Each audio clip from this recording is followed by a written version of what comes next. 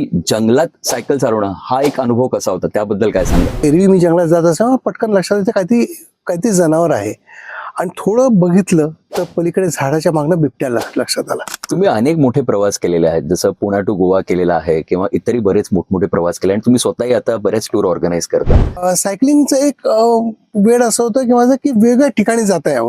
तुमचं सायकल प्रेम म्हणजे तुम्ही खूप ऑब्सेस्ड आहात विथ सायकल, हे आम्हाला तुमच्या घरच्या लोकांकडनंच कळालेलं आहे. तर इतकं ऑब्सेस आहे की माझी बायको म्हणते ती माझी सायकल म्हणजे सवत आहे. वय वर्ष 86 ह्या आजीनी सायकलिंग करायला सुरुवात केली आणि ते अतिशय छान सायकल शिकल्या माझ्याकडनं.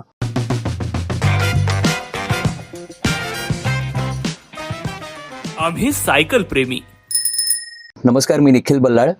आम्ही सायकल प्रेमी फाउंडेशन तर्फे जी एक यूट्यूब सिरीज सुरू झालेली आहे सायकल वारी, त्याच्या पुन्हा एका नवीन एपिसोडमध्ये आपलं सर्वांचं मनापासून स्वागत. आपण बघतोय की निरनिराळे लोक येतात आणि ज्यांचं सायकल प्रेम आपल्याला दिसतंय आणि असेच एक सायकल वेडे आज आपल्या सोबत आहेत. त्यांचं नाव आहे श्री जोशी. सर्वप्रथम श्री सर, आपलं मनापासून स्वागत. थँक्यू. आणि श्री सरांची खासियत म्हणजे की त्यांनी जंगलात सायकल चालवली आहे. तर आपण डायरेक्ट थेट त्याच प्रश्नाकडे वळूया की जंगलात सायकल चालवणं हा एक अनुभव कसा होता, त्याबद्दल काय सांगा?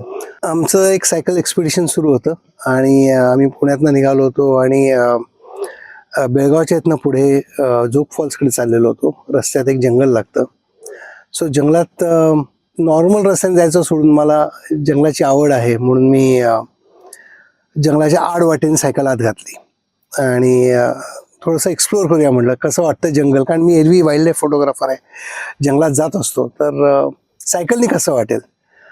तर थोडं आत गेल्यानंतर थोडेसे एक काही हालचाल नजर आली आणि मला एरवी मी जंगलात जात असताना पटकन लक्षात येतं काहीतरी जनावर आहे आणि थोडं बघितलं तर पलीकडे झाडाच्या मागणं बिबट्या लक्षात आला. सो बिबट्या माझ्याकडे बघतोय, त्याला पहिल्यांदाच बहुतेक तरी असं काहीतरी सायकल माणूस एकत्र हे काय प्रकार आहे त्याला कळेना झालं. आणि मी त्याच्याकडे बघतोय, मला लक्षात आलं बिबट्या आहे. आता हा काय नक्की याची ऍक्शन होणार आहे याची मला कल्पना नव्हती. बरं, माझी डायरेक्शन आणि त्या बिबट्याचं हे बऱ्यापैकी जवळ होतो आम्ही. मला सायकलवरून उतरणंही पटकन शक्य नव्हतं आणि तो बिबट्या असा चकित झालेला माझ्याकडे बघतोय, असा स्तब्ध झालेला होता. 2-4 मिनिटं असे स्तब्धतेत गेले. त्यानंतर मी पटकन सायकल वळवली आणि एका डायरेक्शन निघून गेलो. फॉर्च्युनेटली बिबट्या दुसऱ्या डायरेक्शनने गेला, माझ्या मागे आला नाही नशीब माझं, पण देन मी तिथनं पटकन मेन रोडला परत लागू शकलो. सो असे थ्रिलिंग एक्सपिरियन्सेस सायकलिंगच्या वेळेला येतात. So that was one of the, पण फारच थ्रिलिंग होता. पण जेव्हा पहिल्यांदा तुम्ही बिबट्याला बघितलं असेल, ती अंगाला शहारे आले असतील एक अक्षरशः. कारण पहिली गोष्ट म्हणजे तुम्ही सायकलवर आहात, तुम्हाला पळता येणार नाहीये, तुम्हाला माहिती आहे तुमचा स्पीड अतिशय कमी आहे. बिबट्या अतिशय जोरात पळतो, सगळ्यात फास्टेस्ट ॲनिमल आहे, त्यामुळे तुम्हाला यू कॅन बी अ प्रे, तुम्ही पटकन त्याच्या तळाख्यात येऊ शकता. तेव्हा अतिशय थरारक सिच्युएशन होती. मला काय करावं कळेना. मला असं एकदम झालं की अरे बापरे, समोर बिबट्या आहे आणि आपण सायकलवर आहोत. सो असा एक तो रोमांचकारी क्षण होता. सुपर. सर, तुमचं सायकल प्रेम तर सिद्ध झालंय, कारण आम्ही तुम्हाला काल फोन केला आणि तुम्ही पुण्यावरनं थेट ठाण्याला आलात आमच्या स्टुडिओला मुलाखत द्यायला. तर हे सायकल जे वेळ आहे, सायकल प्रेम आहे, ते कधी सुरू झालं? म्हणजे तुम्ही IT क्षेत्रातले आहात, त्याकडे कधी वळालात आणि ह्याची सुरुवात कशी झाली सगळी? एक 10 वर्षापूर्वी फिटनेससाठी आपण काहीतरी करावं म्हणून सायकलिंगचं एका मित्राने इंट्रोड्यूस केलं. उल्हास जोशी म्हणजे आप्पा, पुण्यातले अतिशय फेमस सायकलिस्ट आहेत लाईफ सायकलचे, त्यांच्या ह्याच्याने आम्ही सायकलिंगचा सुरुवात केली.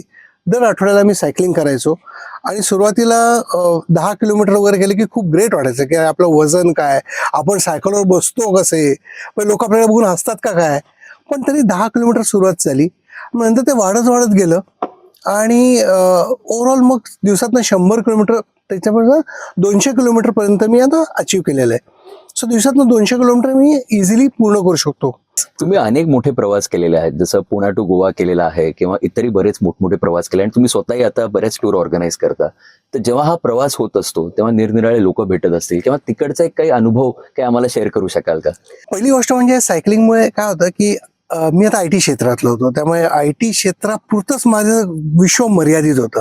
आता सायकलिंग सुरू झाल्यानंतर मला वेगवेगळे लोक भेटायला लागले त्याच्यात आणि वेगवेगळे आस्पेक्ट्स लक्षात आले. कोणी वकील असेल, कोणी डॉक्टर असेल, कोणी वेगवेगळ्या क्षेत्रातले लोक भेटायला लागतात आणि मग त्याच्यानंतर तुम्हाला लक्षात यायला लागतं, अरे जग खूप वेगळं आहे. आपण जेवढं विचार करतो, सारखं फक्त IT च्या भाषेत बोलतो, ह्याच्या पलीकडे नॉर्मल भाषेत पहिल्यांदा बोलता आलं पाहिजे या लोकांशी. त्यामुळे अशा लोकांशी पहिल्यांदा एक वेगळ्या लोकांशी कनेक्शन तयार झालं. सायकलमुळे तुम्हाला जग पाहायला मिळालं Absolutely. असं म्हणता येईल. ऍब्सोल्युटली. सायकलमुळे लोक पाहायला मिळाले, सायकलमुळे वेगळ्या जागा पाहायला मिळाल्या. सायकलिंगचं एक वेळ असं होतं की माझं की वेगळ्या ठिकाणी जाता यावं. मग आता गोव्याला जायचं असेल तर आपण नेहमीच्या मुंबई पुणे किंवा पुणे ते गोवा असा स्टँडर्ड रोडने जातो. आम्ही तसे जात नाही. आमचा एक रूट असा आहे की आम्ही पूर्ण समुद्र किनाऱ्याने जातो. म्हणजे तो रस्ता अनएक्सप्लोर्ड आहे आणि तो रस्ता कित्येक अक्षरशः समुद्राच्या वाळूतनं जातो. अच्छा. अशा रस्त्यातनं आपण जातो की तो रस्ता एरवी आपण कधी बघितलेलाही नसतो. त्याच्यात खूप सारे म्हणजे कोकणातनं जेव्हा जातो तेव्हा आंब्याची आमराई ती सगळी दिसते की अरे हा इथनं आंबे आपल्याकडे येतात, अशी असते आमराई.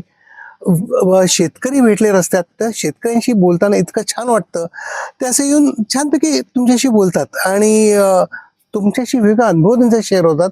तुम्हाला लक्षात येत नाही आपण शहरात राहतो, आपल्याकडे काय ज्या गोष्टी फार सोप्या असतात त्या यांच्यासाठी किती अवघड असतात किंवा यांचं जग किती वेगळं आहे, वेगळं आहे. किती साध्या साध्या गोष्टी यांच्यासाठी खूप महत्वाच्या आहेत. तुम्ही अनेक लोकांना सायकली शिकवता आणि खास करून सिनियर सिटीजन्सना तुम्ही सायकल शिकवता. काही आज्यांना तुम्ही शिकवलेलं आहे, होय. ते काही अनुभव आमच्यावर शेअर करू शकाल का?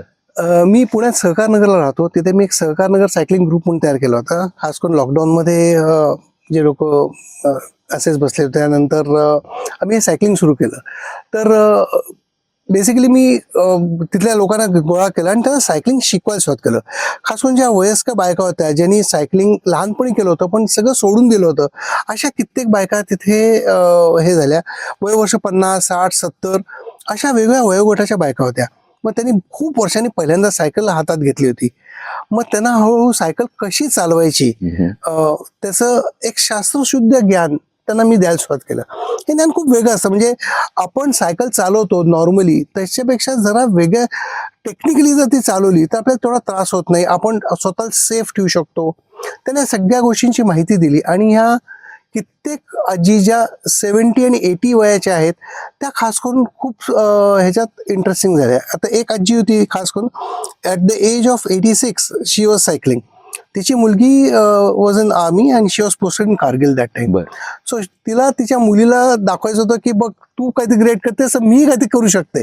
म्हणून वर्ष 86 ह्या आजीनी सायकलिंग करायला सुरुवात केली आणि त्या अतिशय छान सायकल शिकल्या माझ्याकडनं आणि त्या खूप साऱ्या सायकलिंग करायला लागल्या. त्याच्यानंतर त्यांच्या मुलींनी त्यांना सायकल विकत घेऊन दिली आणि ती भेट दिली त्यांना सायकल. आणि त्यांनी मला सांगितलं बघ श्री तुझ्यामुळे मी आता सायकल विकत घेतली माझी आणि आता मी या सायकलने हिंडते सगळीकडे. सो अशा पद्धतीने लोक प्रेरित झालेले आहेत सायकलिंगला. Wow, super. मी इनफॅक्ट हे ऐकलंय की जे पुण्यातले मेन गणपती आहेत तर तेही आपण सायकलने फिरतो.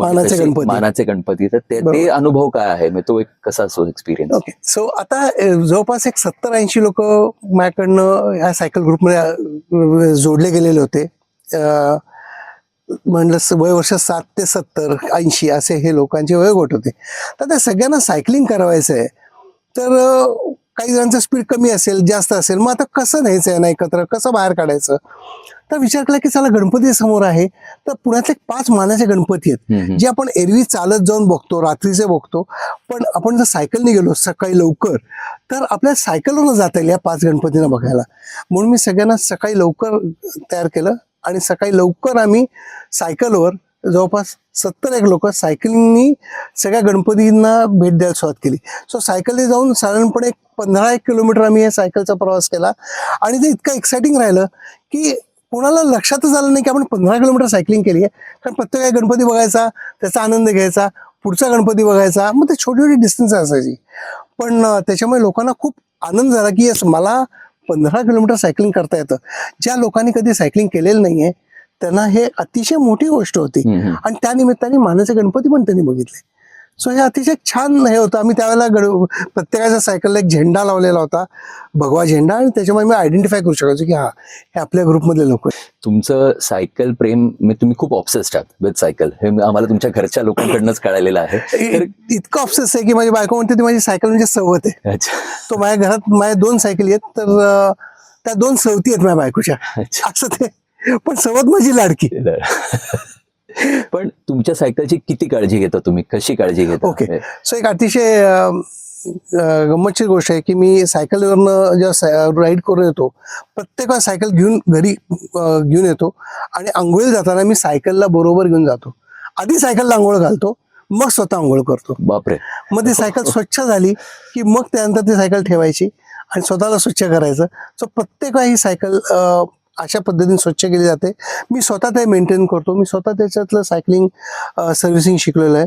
अशोक कॅप्टन म्हणून एक नामी सायकलमधले गुरुजी आहेत आमचे, त्यांच्याकडनं मी सायकल सर्व्हिसिंग शिकलो, सायकल रिपेअर शिकलो आणि आता माझ्याकडे सगळं स्वतःचं किट आहे. आणि या सायकली एकतर असतात खूप एक्सपेन्सिव्ह, त्यामुळे ह्या सायकली पटकन कोणाच्या हातात रिपेअरला देणं हे इतकं सोपं नसतं.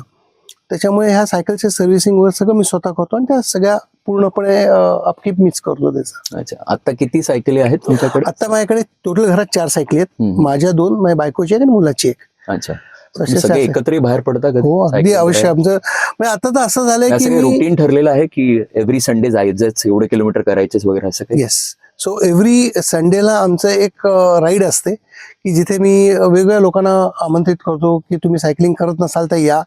मग जितके लोक असतील त्याप्रमाणे मी विचार करतो की 15 किलोमीटर ते 50 किलोमीटर ह्याच्यामध्ये काय ते एक डिस्टन्स काढलं जातं, एक छान रूट तयार केला जातो आणि मग त्या रूटवर आम्ही निघतो आणि enjoy coffee with cycling with coffee असं तसं असतं की कॉफी हे सायकलिंगवाल्या लोकांना खूप आवडतं. समोर ते एक रिलेशन झाले कॅफेनमुळे कदाचित. आणि मग असं सायकलिंग करायचं, कुठेतरी कॉफीला थांबायचं, कॉफी घ्यायची आणि घरी यायचं. सो असं एक सायकलिंग रूट असतो. सो असं आम्ही एक वेगळे रूट्स तयार केलेले आहेत पुण्यात आणि त्याच्याप्रमाणे आम्ही सायकलिंग करतो. तुम्ही मनाली, लेह लडाख असे मोठमोठे जे हाय अल्टिट्यूड जागा आहेत तिथे तुम्ही सायकलिंग केलेलं आहे, तर तिकडचा अनुभव कसा असतो? किती चॅलेंजिंग आणि किती टफ असतं? ओके. सो हे MLK नावाचा रूट आहे की जो मनाली, लेह लडाख, खारदुंगला असा रूट आहे. आमचे ग्रुप आहे लाईफ सायकल नावाचा, आप्पा जोशी म्हणून त्याचे मुख्य आहेत आमचे. आणि आप्पा आमची टूर्स लीड करत असतात. अतिशय इंटरेस्टिंग हे टूर्स असतात कारण ते पुण्यापासून किंवा इथनं घेऊन जातात लोकांना तिथे आणि मग तिथे आम्ही मनालीपासून सुरू करतो आणि तिथनं सायकलिंग हे खारदुंगल्यापर्यंत जातं. आणि हे लाईफ सायकल बरेच वर्ष करत आलेले आहे. अतिशय छान गोष्ट आहे ही. आणि त्यात अतिशय इंटरेस्टिंग म्हणजे आप्पानी आणि आमच्या लाईफ सायकलच्या ग्रुपनी या रूटमध्ये एक सायकलिंगचं मंदिर बांधलेलं आहे. काय सो म्हणताय? देऊळ, वाव, सायकलिंगचं देऊळ हे सुपर. कधी कुठे ऐकलेलं नसेल, पण अजिबात नाही. अशा प्रकारचं एक सायकलिंगचं देऊळ त्या रूटमध्ये आहे. ओके. कारण हा रूट जो आहे ना हा अतिशय चॅलेंजिंग आहे. तिथे ऑक्सिजन कमी असतं, तिथे तुम्हाला चालायची अवघड असते, ते तुम्हाला सायकलिंग करायचं आहे. तर रोज तुम्ही एक किमान काही किलोमीटर फक्त सायकलिंग करू शकता, पण हळूहळू तुम्ही त्याला ॲक्लमटाईज होता आणि ते सगळं सायकलिंग तुम्ही खारदुंगलापर्यंत तुम्ही जाता. सो विच इज एक अतिशय अवघड गोष्ट वाटते मला की जिथे माणसं चालू शकत नाही तिथे सायकलनी जाणं. आम्हाला या देवळाबद्दल थोडं अजून जाणून घ्यायला आवडेल. आम्ही खूप उत्सुकता आहे, हो, कारण yes. फार इंटरेस्टिंग वाटलं. पहिल्यांदा ऐकलं मी. हे कसं केलं देऊळ? ही कल्पना कशी सुचली? ओके. सो सायकल ही आमच्यासाठी दैवत आहे आणि सायकलिंग म्हणजे आम्ही सायकलला अतिशय मोठी गोष्ट मानतो. म्हणजे फॉर एक्झाम्पल अगदी आणखीन एक अशीच एक हे आहे की पुण्यापासून लोणावळ्यापर्यंत लोक सायकलिंग करतात आणि लोणावळ्याचं एक माइलस्टोन आहे ते लोणावळा 0, त्यालाही देव म्हणून मानतात लोक. सो जर कोणी त्याला पाय लावला तर सायकलिंगच्या कम्युनिटीला आवडत नाही. तर तशा प्रकारे आमचे काही श्रद्धास्थानं झालेली आहेत. तसं आमचे सायकल. तर हे सायकलचं त्या रस्त्यावर मनाली लेह खारदुंगलाच्या रस्त्यावर एका ठिकाणी असं हळू मंदिर आम्ही बांधत आलेलो आहोत की जिथे आता जास्तीत जास्त लोक श्रद्धास्थान म्हणून बघतात की होय आमचं सायकलिंग आम्हाला इथे आणलंय आणि हे सायकल पुढे नेते आणि याच्यात सगळ्यात मोठा वाटा अर्थात आमच्या आप्पांचा आहे. सो अशा पद्धतीने हे मंदिर सुरू आहे आता आणि ते बांधलं जात आहे. सो मित्रांनो, तुम्हाला धमाल आली असेल. मला इंटरव्ह्यू घेताना खूप धमाल आली, कारण इतके विलक्षण अनुभव यांच्याकडे होते. जंगलातनं सायकलिंग केल्या, आज्यांना सायकल शिकवलेलं आहे, त्या आज्या बड्डे घेऊन सायकल मागतात आपल्या नातवंडांकडून, मुलांकडून. तर असं खरंच एक फार पॉझिटिव्ह आणि इन्स्पायरिंग असं एक व्यक्तिमत्व आज आपल्याला पाहायला मिळालं आणि खरोखरच sir, salute to your cycle प्रेम. आणि असंच ते राहत राहू आणि Thank तुम्ही you. ते प्रेम पसरत राहा. अगदी. आणि आम्हालाही मजा आली तुमच्यावर इंटरॅक्ट करायला. सो असेच काही वेगळे अनुभव आपल्याला ह्याच युट्यूब सिरीजमध्ये पाहायला मिळतील. या जे आम्ही सायकल प्रेमी फाउंडेशननी जे सुरू केलेलं आहे सायकलवारी, यामध्ये आपल्या निरनिराळे लोक असेच भेटत राहणार आहेत. तर तुर्तास मी इथेच थांबतो. राहा फिट, बना हिट आणि सायकल चालवत राहा. आणि ह्या चॅनलला नक्की सबस्क्राईब करा, लाईक करा, शेअर करा आणि आपल्या मित्रांना नक्की सांगा. धन्यवाद.